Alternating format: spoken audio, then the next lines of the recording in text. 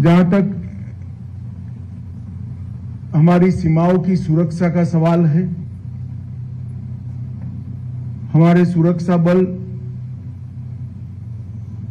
देश की सीमाओं की सुरक्षा करते हैं। कई बार जब जरूर पड़ती है तो कानून और व्यवस्था की स्थिति में भी वो नागरिकों का मदद करते हैं। आपदा के समय राहत और बचाव के काम में भी बहुत महत्वपूर्ण योगदान देते हैं। और देश के लोकतंत्र की सुरक्षा के लिए जब जो चुनाव होते हैं, वो चुनाव आयोग के तत्वाधान में निष्पक्ष हो, इसके लिए भी हमारे सुरक्षा बल का बहुत बड़ा योगदान होता है। जब से भारतीय जनता पार्टी की केंद्र में सरकार बनी है, हमने सुरक्षा बलों के जवानों के सीमा पर और उनके निवास दोनों जगह, मतलब आपके और आपके परिवार के सुनिश्चितता के साथ निवास हो पाए, इसके लिए एक समयबद्ध चरणबद्ध कार्यक्रम बनाया है। आज का जो लगभग 25 करोड़ की लागत से जो 5 चौकियों का लोकार्पण हो रहा है, यहां पर फतेहपुर बीओपी पर, पेकटोला पर, बेरिया में, आमगाछी में और रानीगंज में, वो सभी ये पूरे राष्ट्रीय कार्यक्रम का हिस्सा है। क्योंकि मोदी सरकार हमारे प्रधानमंत्री जी के नेतृत्व में मानती है कि जो लोग अपने जीवन काल का स्वर्णिम काल देश की सुरक्षा के लिए सीमा पर बहुत दिक्कतों वाली जीवन जीकर निकालते हैं, उनकी सुविधाओं का ख्याल रखना एक भारत सरकार का कर्तव्य है और भारत सरकार ने इसको करना चाहिए। और आज उसी अनुसंधान में जवानों का आवास, एनसीओ बैरक, चौकी इंचार्ज आवास, जवान का मैस, शस्त्रागार, भंडार कक्ष और लगभग 10 किलोवाट पावर का सोलर प्लांट, ये सारी चीजों का आज यहां पर लोकार्पण हो रहा है। मुझे विश्वास है इससे यहां पर जो जवान ड्यूटी कर रहे हैं उनकी सुविधाओं में निश्चित रूप से बढ़ोतरी होगी और उनका कष्ट कुछ मात्रा में तो कम हो पाएगा। इसके साथ साथ पेकटोला में 5 एकड़ भूमि पर लगभग 7.5 करोड़ से एक भवन बनाया गया है। बेरिया में 4.5 करोड़ के लागत से भवन बना है और अररिया के बतनाहा में लगभग 3.5 करोड़ की लागत से भवन बना है और राजनीगंज में भी 3.25 करोड़ लागत से ये भवन बना है। जहां तक एसएसबी का सवाल है, मित्रों, एसएसबी इसका एक इतिहास है। उसका अभी के स्वरूप का परिवर्तन जब देश में अटल जी की सरकार थी तब अस्तित्व में आया। पहले सीमाओं के लोगों के से संपर्क, गांवों के इतिहास और उनकी संस्कृति का डॉक्यूमेंटेशन और उनके साथ एकात्म भाव से काम करना ये ड्यूटी थी। मगर अब जब से एक देश एक सीमा का सुरक्षा बल, ये नीति को भारत सरकार ने अटल जी के समय में संभाला, तब भारत नेपाल और भारत भूटान जो मैत्रीपूर्ण देश है, खुली सीमा है, उसकी रक्षा की जिम्मेदारी एसएसबी को दी है। एक दृष्टि से दिल्ली में बैठकर सोचते हैं तो लगता है सभी सीमा सुरक्षा की जिम्मेदारी निभाने वाले सशस्त्र बलों में सबसे सरल ड्यूटी आपका है, क्योंकि दोनों देशों से हमारे मैत्रीपूर्ण संबंध है। मगर जब बॉर्डर पर 0.2 पर आकर देखते हैं या आपके डीजीपी साहब जब मिलने आते हैं, तब मालूम पड़ता है कि सबसे कठिन ड्यूटी आपका है, क्योंकि यहां तार नहीं लगा है, यहां बाड़ नहीं लगी है, ये खुली सीमा है। जब सीमा खुली होती है जिम्मेदारी अनेक गुना बढ़ जाती है।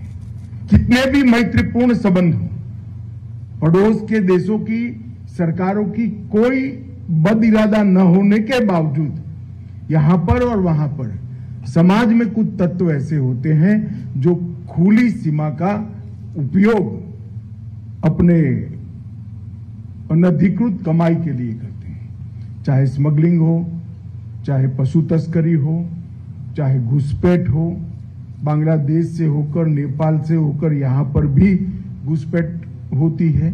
ये सारी चीजें बहुत दिक्कत वाली होती हैं। जहां पर बाढ़ लग गई है वहां पर एक सरलता होती है कि बाढ़ कटी या नहीं कटी वो देखना और दूर से बाढ़ को देखते रहना, मगर जहां बाढ़ ही नहीं है वहां कितनी भी घस लगा दो, आपके जाने के बाद कोई आता है तो ये मैनेज करना बहुत दिक्कत होती है। उस वक्त हमारे गांव में रिश्ते, गांव में हमारी सूचनाओं की व्यवस्था, गांव के लोगों के साथ हमारी सेवा के माध्यम से संपर्क, यही सारी चीजें सीमाओं को सुरक्षित कर सकती है।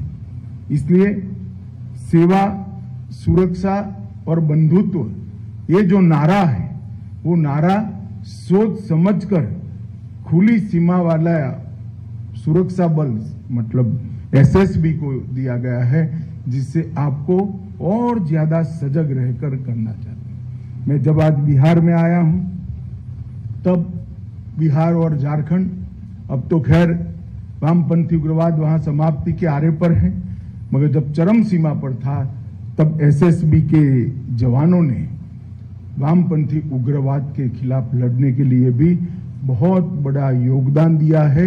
इसको देश कभी भूल नहीं पाएगा। एसएसबी के जवानों ने देश के पूर्वी क्षेत्र में जो नक्सलवाद फैला था उसके खिलाफ अनेक बलिदान देकर एक कठोर लड़ाई लड़ने का काम किया है, और इसी का सुफल आज ये है कि आज बिहार और झारखंड के क्षेत्र में लगभग नक्सलवाद समाप्त होने के कगार पर आया है।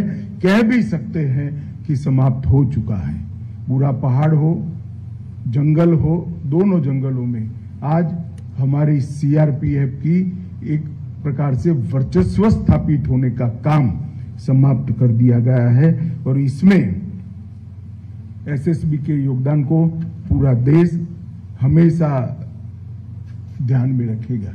मित्रों, जब खुली सीमा होती है, जहां तारबंदी नहीं होती है, वहां पर टेक्नोलॉजी का उपयोग बहुत महत्वपूर्ण हो जाता है। चाहे सीसीटीवी हो, चाहे ड्रोन हो, अनेक प्रकार की टेक्निक को अपनाकर सीमाओं की सुरक्षा को सुनिश्चित करना चाहिए। सुजोय लाल के नेतृत्व में जो अधिकारी हैं, वो सभी को मैं कहना चाहूंगा कि बीएसएफ और बाकी सशस्त्र बलों की गुड प्रैक्टिसेस का एक्सचेंज कर एसएसबी ने भी टेक्नोलॉजी को अपनाना चाहिए। जब सीमाएं खुली होती है तब टेक्नोलॉजी सीमा को सुरक्षित करने का एक बहुत बड़ा माध्यम बन सकती है। तो एसएसबी ने इस दिशा में आगे बढ़ना चाहिए। मैं एसएसबी के जवानों को एक और बात के लिए भी बहुत बहुत बधाई देना चाहता हूं, क्योंकि जब 2019 में गृह मंत्रालय ने वृक्षारोपण का निर्णय किया तब अपने लक्ष्य को सबसे पहले समाप्त करने वाले सशस्त्र बलों में हमारा एसएसबी सबसे आगे है। अभी मोदी जी के नेतृत्व में आजादी का अमृत महोत्सव मनाया, हर घर तिरंगा अभियान लिया, खास कर सीमांत क्षेत्र के गांवों में राष्ट्रभक्ति की भावना को और प्रदीप्त करने का हमने लक्ष्य रखा था। 10 लाख तिरंगे एसएसबी के जवानों ने घर घर जाकर वितरित भी किए और उसको फहराने का सुनिश्चित। इससे निश्चित रूप से आपका ही काम सरल हो। जिसके घर पर आप तिरंगा लेकर आए हो, जिसने फहराया है, इसके साथ एसएसबी का एक अटूट रिश्ता बनता है और सूचनाओं के आदान प्रदान में वो रिश्ता हमेशा के लिए आप काम आएगा। मैं आज एसएसबी के सभी जवानों को इस मौके पर अनेक अभिनंदन देना चाहता हूं क्योंकि इतनी बड़ी दो राष्ट्रों से जुड़ी हुई सीमा को आप बड़ी कर्तव्य निष्ठा के साथ और राष्ट्रभक्ति के साथ आप इसकी सुरक्षा कर रहे हैं। और आपका इलाका जो एसएसबी का है वो सिलीगुड़ी कॉरिडोर के नजीक है। ये हमारे देश के लिए बहुत संवेदनशील क्षेत्र है। पश्चिम बंगाल, सिक्किम, आसाम, ईश्वर, नेपाल, भूटान और बांग्लादेश, ये पूरी सीमा बहुत संवेदनशील सीमा है, जहां सिलीगुड़ी जैसे संवेदनशील गलियारे के साथ ही आपका ड्यूटी लगा है, तो आपको ज्यादा सजग होकर काम करना पड़ेगा, जिसके लिए आप तैयार हो। मित्रों, मोदी जी की सरकार बनने के बाद सीमा के इंफ्रास्ट्रक्चर के बढ़ावे में हमने कोई कसर नहीं छोड़ी। 2008 से 14 के वर्ष में लगभग 23,700 करोड़ रुपया, प्रति वर्ष लगभग 4,000 करोड़ रुपया खर्च किए गए। और नरेंद्र मोदी सरकार बनने के बाद 23,700 करोड़ से बढ़ाकर 44,600 करोड़ रुपया तक खर्च बढ़ा है। तो जो खर्च पहले 4,000 करोड़ होता था वो अब 6,000 करोड़ होता है। लगभग 3.5 गुना बढ़ोतरी रोड की लेंथ में हमने इससे की है। तो ये बताता है कि सीमाओं की सुरक्षा के लिए भारत सरकार की प्रायोरिटी कितनी मजबूत है। मगर भारत सरकार सुविधा दे सकती है, वाइब्रेंट विलेज का कार्यक्रम लेकर आ सकती है, सीमांत क्षेत्र के विकास उत्सव के कार्यक्रम लेकर आ सकती है, मगर ये सभी चीजों के बावजूद भी सुरक्षा तो आपके अथक परिश्रम और बलिदान के अलावे सुनिश्चित नहीं है। मैं जब भी नेपाल और भूटान बॉर्डर की बात करता हूं, मैं हमेशा सुनिश्चित रहता हूं, क्योंकि मेरा एसएसबी का जवान, मेरे एसएसबी की जवान बहन जो मुस्तैदी के साथ इसकी सुरक्षा करते हैं, राष्ट्र को इस बॉर्डर से कभी खतरा हो ही नहीं सकता। इतनी निश्चिंतता के साथ मैं पूरे देश में जहां जाता हूं वहां बताता हूं। आज यहां 0 पॉइंट पर नेपाल बॉर्डर पर मैं पहली बार आया हूं।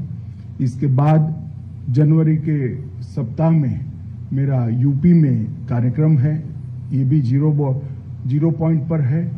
आप सभी को मिलकर बहुत अच्छा लगा, आपकी कठिनाइयां देखकर और ये नए भवन देखकर।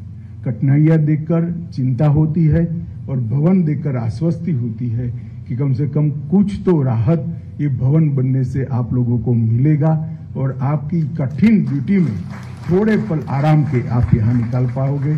आप सभी को अनेक अनेक शुभकामनाएं देकर मेरी बात समाप्त करता हूँ।